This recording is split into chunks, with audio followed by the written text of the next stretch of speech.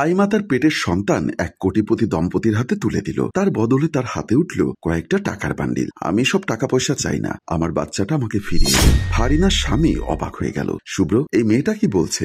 এতদিন আমি সন্তানের জন্য অপেক্ষা করেছি, আর মেয়েটা সন্তান জন্ম দিয়ে আমার হাতে তুলে দিয়ে এখন আবার ফেরত চাইছে? শুভ্র বলল, কি ব্যাপার? আপনি তো টাকা পেয়েছেন, আর আপনার সাথে আমাদের এটাই কথা ছিল, বাচ্চাটাকে জন্ম দিবেন তবে আমাদের হাতে তুলে দিবেন। এখন আবার এসব কথা বলছেন কেন? ফাহিমা কাঁদতে কাঁদতে বলল, আমার এসব টাকা পয়সা চাই না, আমি ওকে ছাড়া থাকতে পারবো না। আপনাদের দুটি পায়ে পড়ি, আমার বাচ্চাটাকে আমাকে ফিরিয়ে দিন। অসম্ভব, ও আমার সন্তান না, ও আমার সন্তান। আমি ওকে জন্ম দিয়েছি। আপনি ওকে জন্ম দিয়েছেন কিন্তু টাকার বিনিময়ে। ফারিন বলল, আমার সন্তান কেড়ে নিতে চাইলে খুব খারাপ হয়ে যাবে। এতদিন গর্বে আমার সন্তান ছিল, তোমার যা খরচ দরকার হয়েছে সব আমরা দিয়েছি, উন্নত চিকিৎসা দিয়েছি, আর কথা অনুযায়ী টাকাও দিয়েছি। এখন আজে বাজে কথা বললে কিন্তু পুলিশের কাছে যাব। ম্যাডাম, আপনারা তো বড় লোক, আপনাদের কাছে অনেক টাকা, আপনারা চাইলে অন্য কারো থেকে আরেকটা বাচ্চা নিয়ে যেতে পারবেন। আমাকে দয়া করুন, আমি সন্তান বিক্রির এই টাকা দিয়ে মুখে ভাত তুলতে পারবো না। শুভ্র বলল, আপনার মা কোথায়? ডাকুন তাকে। এমন সময় নূরজাহান ছুটে এসে বলল, আমার একটু আসতে দেরি হয়ে গেল। মা, তুই টাকা পেয়েছিস তো? ফাহমিনা মায়ের কাছে হাত জোর করে বলল,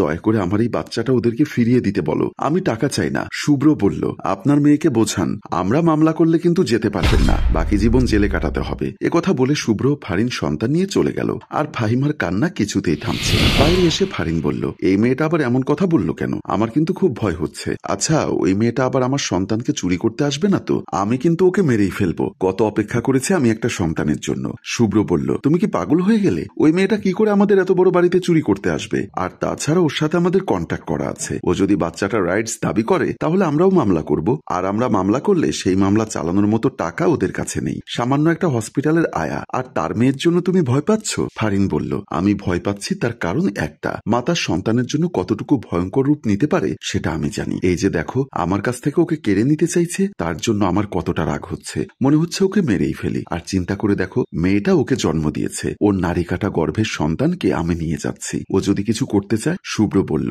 আরে বাবা, ও কিছু করতে চাইলে দেখা যাবে, চলো এখন আমরা বাড়িতে যাই। এদিকে ফাহিমের কান্না কিছুতেই থামছে না। মা, আমি আমার বাচ্চাটাকে ছাড়া কিছুতেই থাকতে পারবো না। আমি তোমাকে হাতে পায়ে ধরি, আমার সন্তানকে তুমি ফিরিয়ে দাও। আমার সন্তান ছাড়া এই শূন্য ঘরে আমি কি করে এই কারি কারি টাকা দিয়ে কেনা ভাত মুখে দিব? আমি সন্তান বিক্রির টাকায় চলতে পারবো না মা, আমার বুকটা ফেটে যাচ্ছে মা, বিশ্বাস করো আমি ওকে ছাড়া বাঁচবো না। নূরজাহান বলল, তুই এমন করছিস কেন আমি কিছুতেই বুঝতে পারছি না। এতদিন আমরা কত অপেক্ষা করেছি টাকাগুলোর জন্য। এ বাসার ভাড়া জমে আছে 6 মাসের। তাছাড়া আমি মা হয়ে এখনো পর্যন্ত তোর বিয়েটা দিতে পারলাম না, কারণ সামান্য একটা হসপিটালের আয়া আমি। এতদিন ওদের দয়ায় আমাদের ঘরে ভালো বাজার হয়েছে, দুবেলা দুমুঠো ভালো খেয়েছিস, আর এই যে এতগুলো টাকা দিয়ে গেল, এই টাকাগুলো দিয়ে আমাদের সব অভাব মিটে যাবে মা, তুই একটু বোঝার চেষ্টা কর। আমি কিছু বুঝতে চাই না মা, আমার সন্তানকে ছাড়া আমি বাঁচবো না, না হলে আমি কি করব আমি নিজেও জানি না। শান্ত হ মা, তুই কেন এমন কথা বলছিস? তুই কি ভুলে গেলি সেই রাতের কথা? ফাহিমা না চাইলেও তার চোখের সামনে ভেসে ওঠে এক রাতের বর্ণনা। ডাক্তার বলল, আপনার স্ত্রী 3 বার মৃত সন্তান প্রসব করেছে, এটা ভালো লক্ষণ নয়। নিজের স্ত্রীকে কোন রকম সান্ত্বনা দিয়ে শুভ্র বলল, ডাক্তার, আর কোনো উপায় কি নেই? আমরা কি বাবা মা হওয়ার স্বপ্ন দেখে ভুল করছি?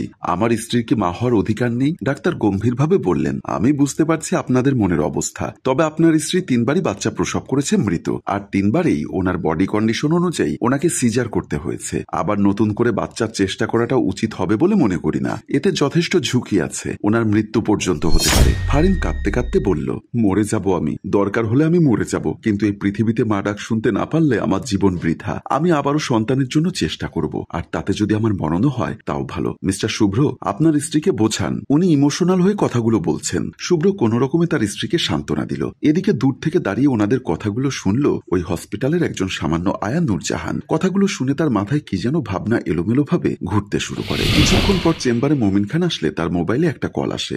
রিসিভ করে বললেন যে, মিস্টার হাসিব, আপনাদের একজন ডোনার দরকার। হ্যাঁ, সারোগেসি মাদার, যথেষ্ট পরিমাণ টাকা দেওয়া হবে। তাছাড়া গর্ভকালীন সময়ে তাকে ভালো ভালো খাবার এবং ভালো চিকিৎসা দেওয়া হবে, আর সন্তান জন্ম দেওয়ার পর ক্লায়েন্টের হাতে তুলে দিলে ভালো টাকা পাবে। এই ধরুন প্রায় 1 কোটি টাকা। জি, আপনি যদি কাউকে খুঁজে পান অবশ্যই আমাকে একবার বলবেন। মোবাইলটা রাখতেই পেছন থেকে নূরজাহান এসে বলল, স্যার, বাহিরে এত খোঁজাখুঁজির দরকার কি? আমার ঘরের মেয়েটা তো আছেই, তাছাড়া ওর বিয়ে হয়নি। আমার মেয়ে ওই দম্পতির বাচ্চার মা হবে, তাদের হাতে বাচ্চাটা তুলে দেবে। আপনি তো জানেন আমাদের কত অভাবের সংসার, দয়া করুন আপনি একটু ব্যবস্থা করে দিন। ডাক্তার বলল, তুমি ভেবেচিন্তে সিদ্ধান্ত নিয়ে কথা বলছো তো? পরে কিন্তু কোনো ঝামেলা হওয়া যাবে না, আপনি সব ব্যবস্থা করুন, আমি কথা দিচ্ছি কোনো ঝামেলা হবে না। নূরজাহান শুভ্র আর ফারিনকে তার বাসায় নিয়ে এসে বলল, এই হচ্ছে আমার মেয়ে, ও আমাদের জন্য সন্তান জন্ম দিবে। আমার মেয়ে কিন্তু যথেষ্ট সুন্দরী। সুন্দরী, আপনাদের সন্তানও খুব সুন্দর হবে। ফারিন বলল, ভাই তুমি আমাকে হেল্প করো, মা ডাক শোনার জন্য আমি অস্থির হয়ে আছি। তোমার যত টাকা লাগে আমি দেব, সারা জীবন তোমার কাছে ঋণী হয়ে থাকবো। শুভ্র বলল,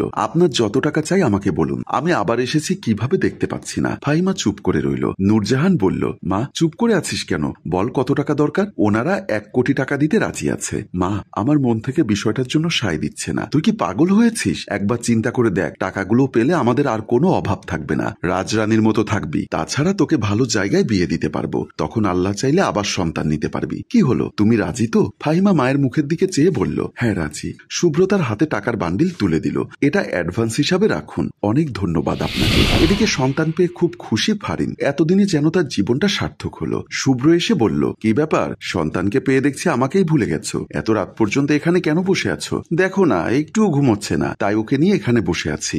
আমার তো ইচ্ছা করছে ওকে এভাবে বুকে জড়িয়ে ধরে রাখি। অন্যের সন্তানকে বুকে জড়িয়ে রাখার ইচ্ছা করে যে মেয়ে, সে একটা মহাবোকা। ফাহিমাকে দেখে সবাই অবাক হয়ে গেল। এই তুমি কি করে এখানে এসেছো? বাইরে তো সিকিউরিটি আছে। ফাহিমা হাসতে হাসতে বলল, একজন মায়ের কাছ থেকে তার সন্তানকে কেড়ে নিয়ে আসার পর সে কতটা ভয়ঙ্কর হতে পারে তোমাদের কোনো ধারণা নেই। পৃথিবীর কোনো সিকিউরিটি একটা মাকে তার সন্তানের কাছ থেকে দূরে রাখতে পারে না। ফারিন বলল, কে তোমার সন্তান? ও আমার সন্তান, আমি দেব না কাউকে। ফাহিমা এবার কোমর থেকে একটা ছুরি বের করে বলল, আমার সন্তানকে নিয়েই আমি আজকে এখান থেকে যাব, আর তার জন্য যদি রক্তের বন্যা বইয়ে দিতে হয় তাহলে আজকে সেটাই করবে এই ফাহিমা। সম্মানিত ভিউয়ার্স, আপনাদের কি মনে হয় ফাহিমা কি তার সন্তানকে নিয়ে যেতে পারবে? গল্পটির পরের অংশ দেখতে চাইলে অবশ্যই শেয়ার করবেন। গল্পটির রচনায় ও পরিচালনায় অভি, ক্যামেরায় শিহাব এবং প্রযোজনায় মঞ্জুর মোর্শেদ। ধন্যবাদ।